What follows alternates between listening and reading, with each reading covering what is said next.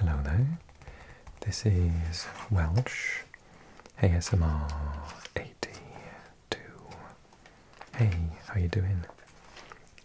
In today's video we are going to do a magazine reading of World Soccer magazine. This is the World Cup edition for the 2026 World Cup, which is going on at the time of recording. It's a really good magazine. I've made some videos in the past using previous editions, and I like it because it's not Eurocentric or just for the Premier League. It talks about, as it suggests, the whole world. And of course we're excited for the World Cup. We're enjoying the World Cup. So let's skim through this book, this magazine, World Soccer Today, and we will learn some more about our favourite sport.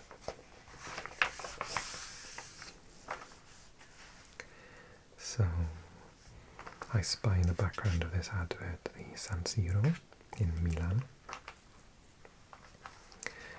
Contents, got Graham Arnold and Sergei Barbares of Bosnia.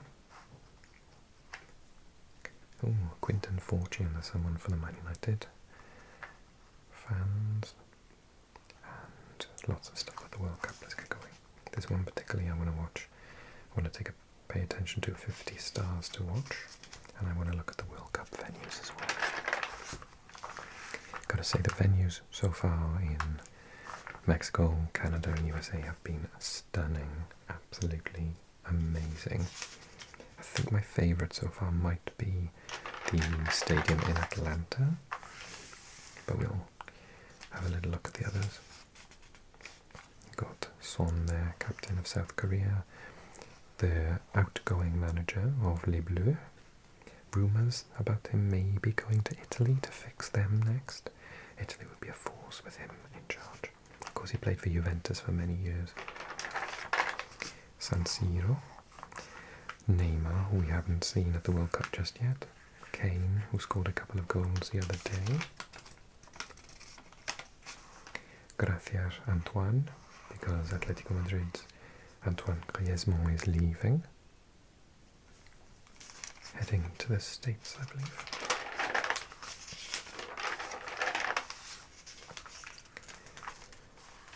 So, an article on England, who started very well the other night. It says no room for Reds in Tuchel's England.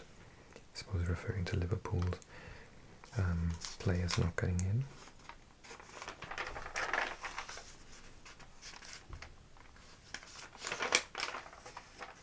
The modern World Cup, louder, richer, bigger.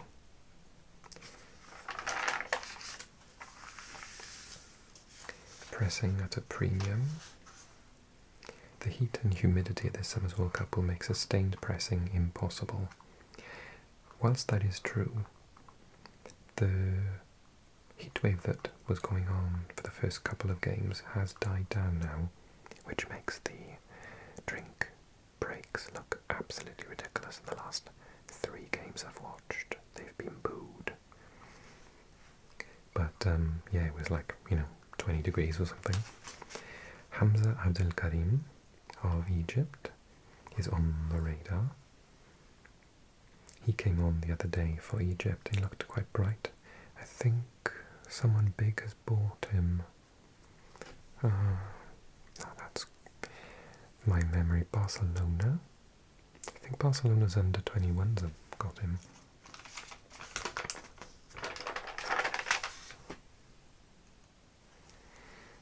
Moves you might have missed.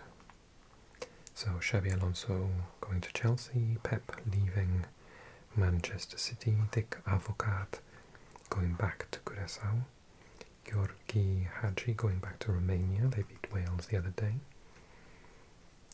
Oscar has retired after being diagnosed with a heart condition. That's a shame. Andy Robertson's gone to Spurs. Although it doesn't say that there. Aaron Ramsey has retired as well. Roundup in numbers. 3 goals scored by 18-year-old forward Julian Hall for New York Red Bulls against Columbus Crew, making him the youngest player in the MLS history to score a hat-trick. Well done.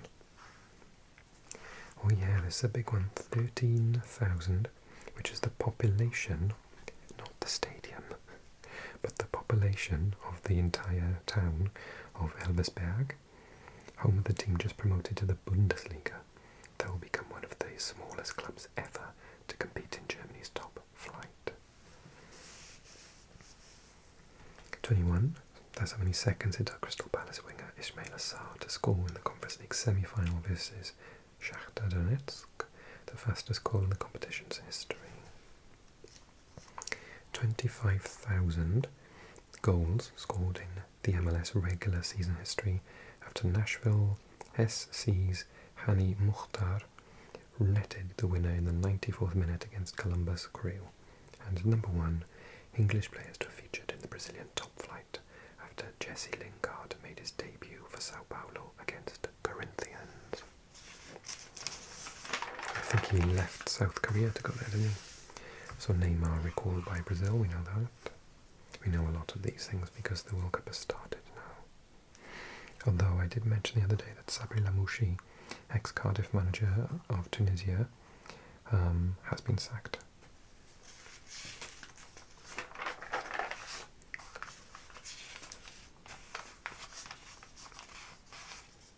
So I think these are like some superstar teams.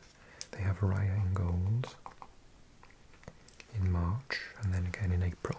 Let's have a look.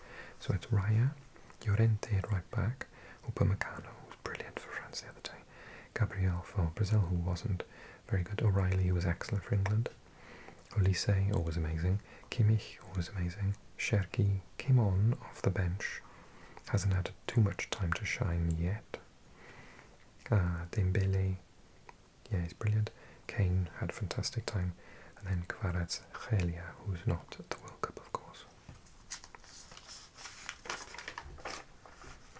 I don't agree with Llorente right back. I remember this game, this was when they beat Barcelona. He had a cracker, but for Spain the other night, he just doesn't have the ability to go past anyone, break the lines. He's excellent at going back and forth, amazing engine. I would buy him if I had a football club and I wanted to win something, but I would play him in the middle.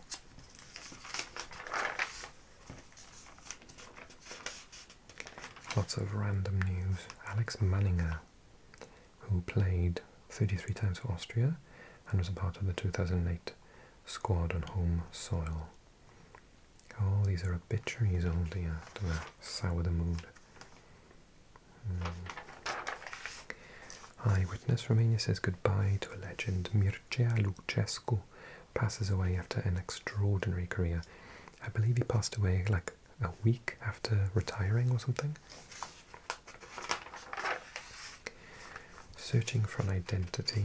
New York, New Jersey, as they prepare to host this summer's World Cup final, scratching the surface of the region reveals 2 new clubs beginning to sprout, emphasizing just how deep soccer runs in these parts.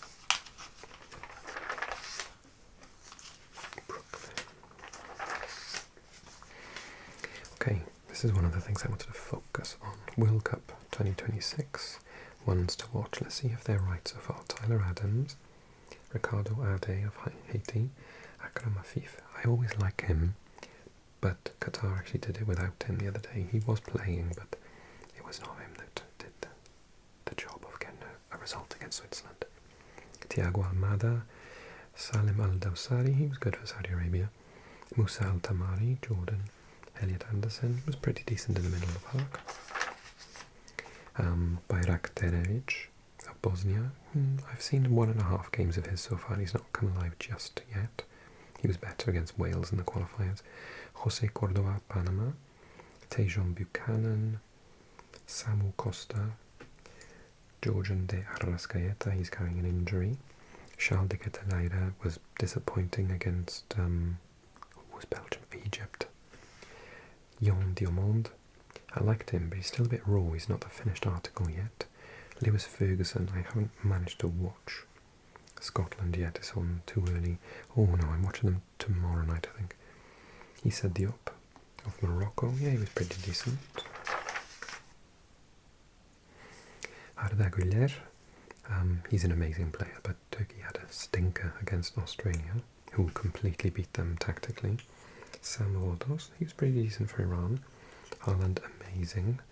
Kang In Lee was absolutely superb for Korea. They were saying he hasn't even played in the Champions League for Paris Saint-Germain this year. He's only played in the league, and he looked a cut above everyone else.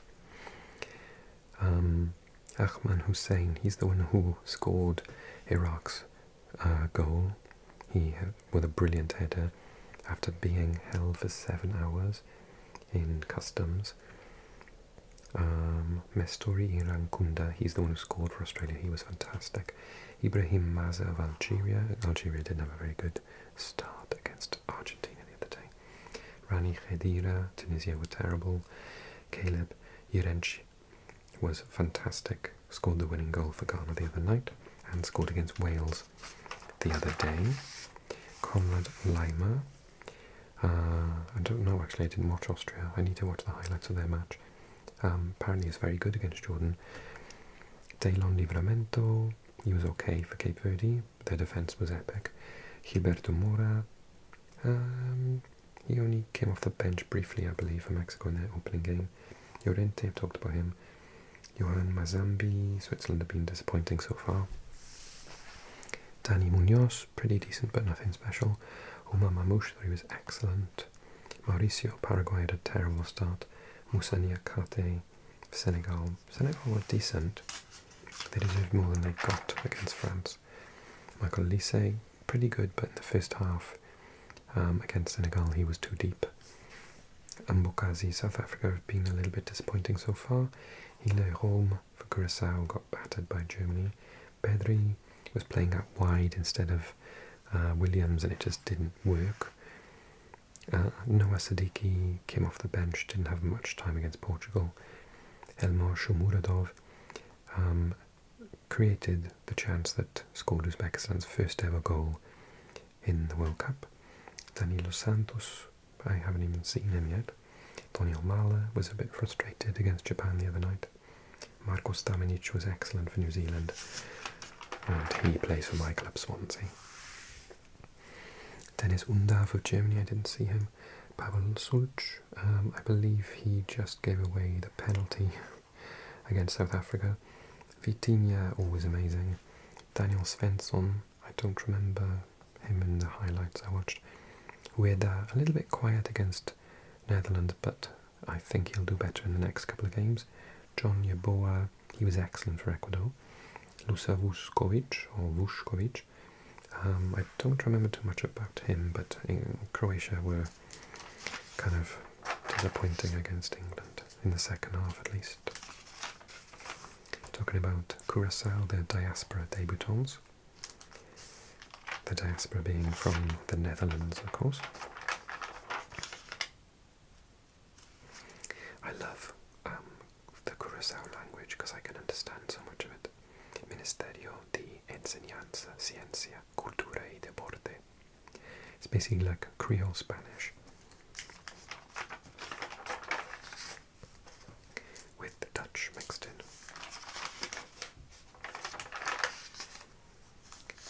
This is Eloy Rome. It's like dominoes. I was one of the first. So he switched his allegiance from the Netherlands in 2015. 11 years on, he is set to represent the island at the World Cup. There's the legend, Graham Arnold.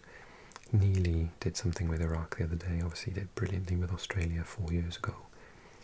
The World Cup gives an opportunity to change the perception of the country.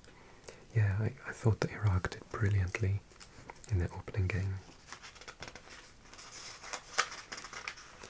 It talks here about the Iraqi squad being split between home-based players and those from the diaspora. There were quite a few Swedish-based or Swedish-born players in the team, if I remember correctly. Oh yes, the mastermind behind Bosnia reaching the World Cup, getting past Wales and Italy in his first job. He's a professional poker player now, apparently.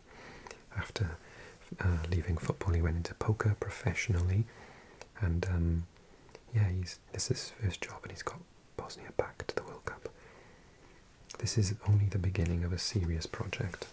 They have so much youth talent coming through as Bosnia as well. I think they've got a very good future coming up. Okay, World Cup 26 venues then. So a guide to the host stadiums in the US, Canada and Mexico by James Knowlton. So yeah, the SoFi Stadium is amazing. The Azteca, obviously, and that one is stunning. I would love to go there at some point in my life. The Dallas Stadium, 94,000 in Arlington, Texas. Then the Estadio Guadalajara. Oh no, that one. That's the San Francisco Bay Arena. Estadio Monterrey, next to the volcano. Los Angeles Stadium is there. The Seattle Stadium there. And that is BC Place in Vancouver, which prior to the competition, if you'd said was your favourite venue in the US, I would have said that one. But now I'm leaning towards some of the ones in Texas and Atlanta. Let's see if we can see it. So that's the Houston Stadium. I think that's right up there as one of my favourites at the moment. Kansas City. Atlanta is my absolute favourite so far. The Miami Stadium. Toronto is 13. Philadelphia Stadium is 14. Where's 14? Oh, there. Then we've got the Boston Stadium there. And the New York, New Jersey, where the final is going to be hosted, is there. With 82,500. It's a very different experience though, depending on where you are. So if you're in Miami, it's like 30 degrees and stiflingly warm and like, what's the word in standard English? I always say, I can't even think of the word I say now. Humid. We say, in Wales we say close. It's very close today. So I was thinking of like the standard English word for it. Humid. Yeah, so that's, but then if you go to like one of the indoor stadiums like that one, no, that's not an indoor one, like the Dallas one, or my fave, then there's like air conditioning and it's like a nice 20 degrees. So they're doing their predictions here.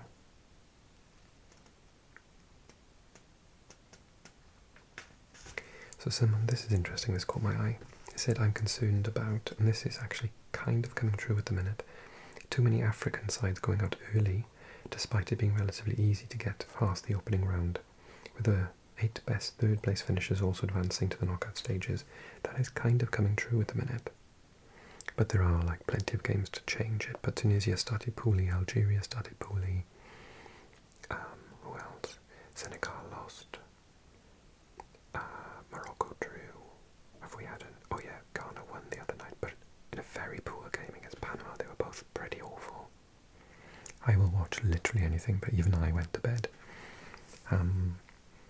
Yeah, and then Ivory Coast did win actually in the last couple of seconds of the match. But I think the Asian teams are doing better than the African teams so far. What else? Keep an eye out for more sensible use of VAR. It's definitely happening at the moment. I think VAR to confirm corner kicks correctly and to overturn silly yellow cards is excellent. Less of the forensic joy-killing, time-consuming variety that we see in the Premier League. More of the minimal interference, maximum benefit, clear and obvious only, thanks. It's definitely the case so far. Not a single concern about VAR in this tournament thus far. Player of the tournament will be Lamine Yamal. Not yet. The 18-year-old is exciting and technically gifted in a way that nobody else is at the tournament. The big doubt, though, is over his fitness as he struggles back from a hamstring. Yeah, we only saw him for a couple of minutes. The winners will be France. They were the most unfortunate not to win 4 years ago and have the strongest squad at the finals, definitely true. I think we will see European success in the Americas again after the Germans won in 2014. They're saying Portugal, France, France, France, Spain, France and Spain. I said Spain, but they started so poorly. When the Lions ate the cockerels, the summer Senegal will face France for the first time since 2002. Yes, I watched the original game where Senegal beat them and France were world champions in South Korea. It was an absolutely amazing start to the World Cup. Copa 71. In 1970, Mexico hosted the 9th edition of the Men's FIFA World Cup. A year later, welcomed the 2nd Women's World Cup. Unofficial, unrecognised and unwelcome. The tournament's impact was almost forgotten until now.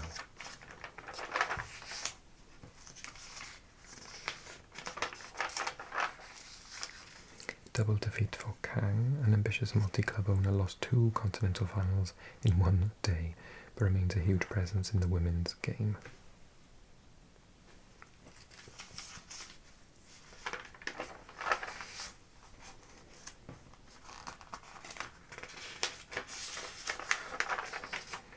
Al Ahly and Machida Zelvia's fairy tale. The Japanese underdogs run to the AFC Champions League final on their competition debut was ended by the Saudi Arabian giants. Yes, I watched the match.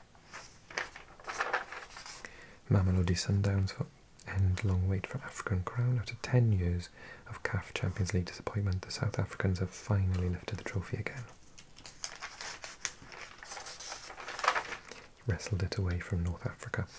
Auckland win inaugural OFC Pro League crown. Oceania's first ever professional club competition gets off to a successful start. It's really good news for the region. There's a really good player there. 5 things on the Copa Libertadores group stage. Hail the newcomers. Underdogs continue to pack a punch. Di Maria shows Argentina what they're missing. Chilean revival, trying to stymie the Brazilian domination. Yeah, they've won it for many years in a row now. Crazy Clausura ends with Cruz Azul crowned champions over their city rivals Pumas. Auckland FC win the A-League to complete unique double, being that they're not from Australia and they've won the A-League. Player of the season was Juan Mata. I thought he was still playing somewhere. 5 things from Asian football. Ronaldo and Al Nassr finally celebrated title. Mini Indian camping has a thrilling finish. Thailand and Tajikistan secure the final 2027 Asian Cup spots. Almost. Last day drama in Qatar leaves Mancini smiling. China's youth give more cause for optimism. Yeah, so China have gone from the Saudi Arabia model of just buying everyone into really developing youth. So hopefully we should see half-decent Chinese teams in the next 20 years. Their attendance is still absolutely phenomenal, like 40,000 for a normal game. Sint Maarten chasing FIFA membership. The Dutch Caribbean islanders have had their knockbacks, but believe they would become the next country to join the World Game. I bet there would be quite a lot of Dutch players that would be eligible as well. Tales from the 211, exploring the weird and wonderful world of football across FIFA's 211 member nations and beyond. Switzerland promoted FC Thun's fairy tale Swiss title, we talked about that on my weekly videos. Exiled Al Hilal's African adventure, so that's Sudan I believe. And Turkey, Bursaspor's Turkish football tick list. And then it's the section back talking about results. Quite a throwback to days before the internet existed. People old enough like myself will know what I'm talking about.